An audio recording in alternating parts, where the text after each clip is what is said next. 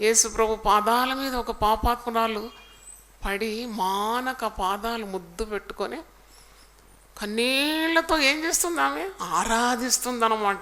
అదొక ఆరాధన. ముద్దు అంటేనే ఆరాధనకు గుర్తు. ప్రభువును ఎంత మిక్కటంగా ప్రేమిస్తుందంటే మానక ముద్దు పెట్టిందట పాదాలకు, కన్నీళ్లతో తడిపిందంట పాదాలు, తల వెంట్రుకలు ఊడదీసి పాదాలు తుడిచిందంట. ఆరాధన అన్నమాట. She's worshipping. ఆమె పాపాత్మురాలు అయినా ఆరాధించింది కాబట్టి ఆమె పాపములు ఏమైంది? క్షమించబడ్డది. దేవునికి స్తోత్రం. ఆరాధనలో నీ పాపములు క్షమింపబడుతుంది. ఆరాధనలో నీ రోగములు మటుమాయమైపోతుంది. ఆరాధనలో నీ కట్లు తెగిపోతుంది. ఆరాధనలో దయ్యములు వదిలిపోతుంది.